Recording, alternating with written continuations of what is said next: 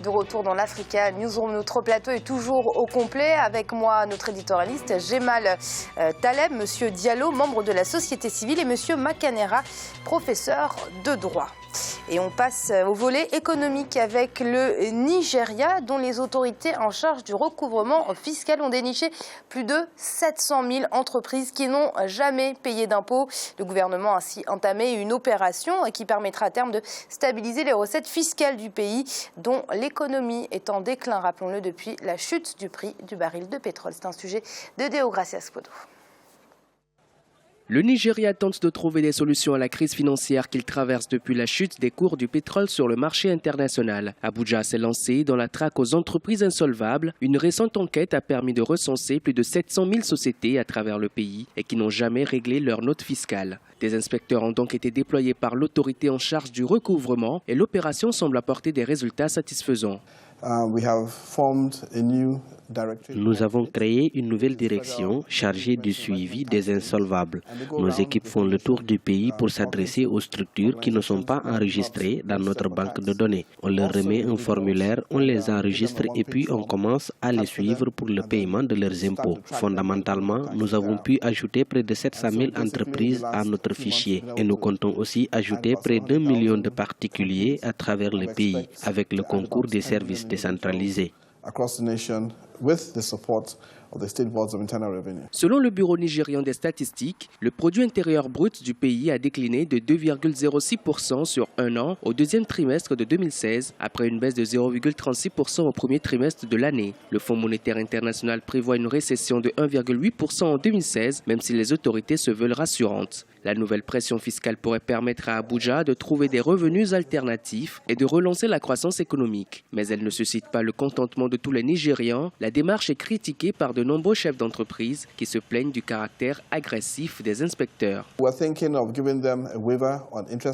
Nous pensons leur donner une renonciation sur les intérêts et les pénalités pour 3 ans entre 2012 et 2015 et leur demander de payer le montant principal de l'impôt. Nous allons leur donner un délai de 45 jours pour se présenter et s'inscrire pour être admissibles à cette renonciation. Pour ceux qui pourraient avoir des difficultés à payer parce que dans le passé, le niveau d'application ou de suivi n'a pas été aussi efficace que maintenant, qu'ils comprennent tout simplement qu'il est temps de payer les impôts. Avec un déficit budgétaire estimé à 11 milliards de dollars, l'économie nigériane est entrée en récession pour la première fois depuis plus de 20 ans. Pour sortir de ce marasme économique, le gouvernement envisage de contracter 4,5 milliards de dollars de prêts concessionnels et d'eurobonds pour financer ses investissements publics. L'État compte également revoir sa politique budgétaire et fiscale, ce qui permettra d'améliorer la mobilisation de ressources par des voies autres que les emprunts, mais aussi de réduire le poids des charges financières pour les entreprises au moyen d'incitations fiscales ciblées. Monsieur Diallo, 700 000 entreprises qui n'ont jamais payé leurs impôts. Comment ces entreprises, on parle de près d'1 million d'entreprises, ont-elles pu passer au travers des mailles du Trésor public? Disons que ça ne peut être expliqué que par le laxisme du ministère en charge du budget qui s'occupait de la récolte des recettes fiscales. Mais maintenant, avec la baisse du prix du pétrole, donc l'État a moins de recettes fiscales, sûrement elle s'est dit qu'il faut trouver de nouvelles recettes. Donc la meilleure formule, au lieu d'asphyxier les entreprises ou les particuliers en augmentant les impôts et les taxes, elle s'est dit qu'il vaut mieux traquer les fraudeurs en fait. Moi je pense que c'est ce qui sûrement a motivé l'État fédéral nigérian à aller démasquer les entreprises qui n'étaient pas enregistrées au niveau du fichier fiscal. Jemal, le président de la Banque africaine de développement, a justement recommandé il y a quelques jours à nos États, les États africains, de limiter le recours au marché international de la dette, mais aussi d'améliorer la collecte des recettes fiscales. Pourquoi de nombreux pays du continent ont du mal de ce côté-là? Il en sait bien M. Adesina, lui-même un ancien ministre du gouvernement du Nigeria. Cela dit, non, il a bien raison. Quand vous avez la chute, je pense moi que la pire des situations sur le continent africain, c'est que les États soient des rentiers et que le Nigeria soit un pays rentier qui exploite une richesse pour laquelle il n'a fait aucun effort. Le hasard de la nature a fait qu'il lui en a donné. Ça, je pense que c'est la pire des situations. Dans un pays où la population est absolument dynamique, elle l'a prouvé qu'elle est capable de créer de la valeur ajoutée, de créer de l'emploi sans la matière première du pétrole. Et donc, l'idée de le faire est de mon point de vue une bonne chose. La deuxième chose qui est importante, c'est que la pression d'emprunt public devient évidemment limité. C'est-à-dire que nous atteignons, dans la plupart des pays, on est loin des exemples européens, mais enfin, on atteint un niveau assez important rapporté au produit national brut, et donc la capacité d'emprunt des États devient assez difficile. À ceci, il y a deux schémas. Soit on réduit ses dépenses, soit on augmente la pression fiscale. Visiblement au Nigeria, et il n'y a pas besoin d'augmenter la pression fiscale, il y a juste besoin de la chercher. J'aimerais bien voir ça. Je pense que la situation doit être, à mon avis, plus compliquée que ça.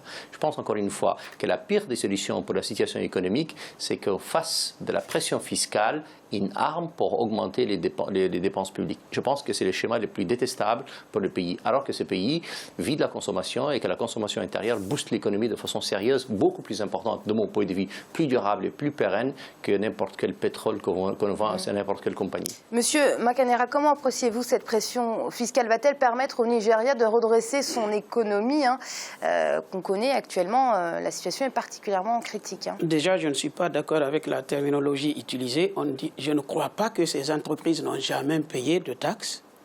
Il faut dire que les taxes n'ont pas été versées dans le compte du Trésor. Ça se passe à peu près partout en Afrique. Ces entreprises payent quelque chose. C'est le cas dans mon pays, en Guinée. Un simple fonctionnaire, je ne parle pas de directeur, simple fonctionnaire des impôts peut construire presque un quartier. J'en connais quelque chose. J'en ai un exemple à Kobaya, au vu et au sud de tout le monde. Ces entreprises payent, il y a collecte des ressources internes, mais sont vite dilapidées, c'est-à-dire ce n'est pas l'État. On ne collecte pas pour l'État, mais pour les fonctionnaires et les dirigeants. Ça, c'est partout, l'exemple ne finit pas. L'Afrique doit savoir, et monsieur l'a dit, que nous ne trouverons notre salut que dans la collecte des ressources internes d'abord. L'aide extérieure viendra s'ajouter à cela. La possibilité existe, d'où l'intérêt pour nous de combattre la corruption. Il y a même en Guinée des entreprises avec des chiffres d'affaires allant jusqu'à 250 millions de dollars, mais qui sont dans l'informel. Ils payent, mais ça ne va pas dans les caisses de l'État. Et la conférence mondiale sur les espèces sauvages se tient depuis ce samedi 24 septembre à Johannesburg, en Afrique du Sud, en présence de milliers de défenseurs de l'environnement et de représentants de gouvernements. Il s'agit de prendre des mesures concrètes contre le trafic des espèces menacées d'extinction. Zahra Mohamed Moutiu.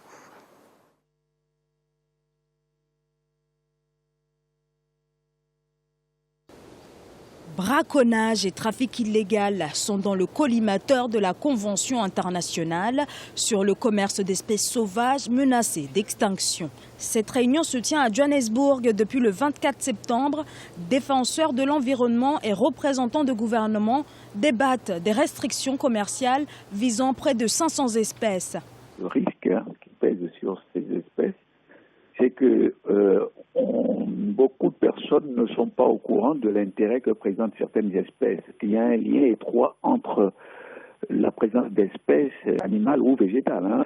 Il y a un lien entre ces espèces et, par exemple, la médecine. Il y a certaines molécules qu'on peut découvrir à partir des espèces animales, par exemple. Et donc, si ces espèces finissent par disparaître, on aura manqué des opportunités fondamentale pour faire avancer la société. La médecine, c'est le domaine qui est le plus, je dirais, concerné par la protection des espèces. Bon, évidemment, il y a le tourisme et autres qui sont derrière. Voilà. Éléphants, rhinocéros et pangolins sont gravement menacés par un braconnage à vide, largement nourri par la demande du continent asiatique.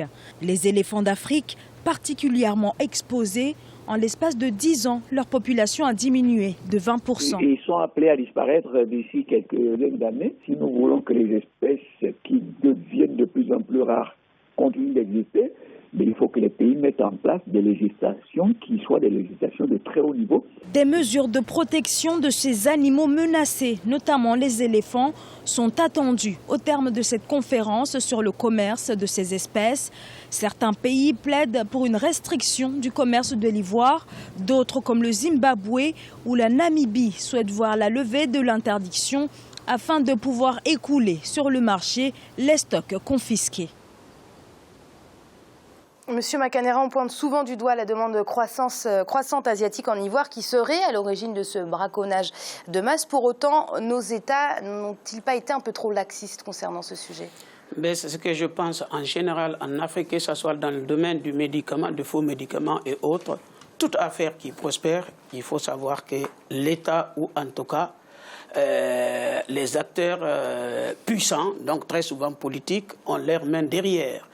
Imaginez, tout le monde, on parle de laxisme, mais tant que ça ne concerne pas leur pouvoir, les moyens qu'ils mettent en œuvre pour défendre leur pouvoir, s'ils mettaient ça pour la protection des éléphants ou en tout cas de la démocratie ou autre chose, je pense qu'on serait dans une autre situation. Je pense que si les braconniers arrivent à une telle situation, il faut, à mon avis, chercher la complicité à l'intérieur, très souvent au sommet de nos États.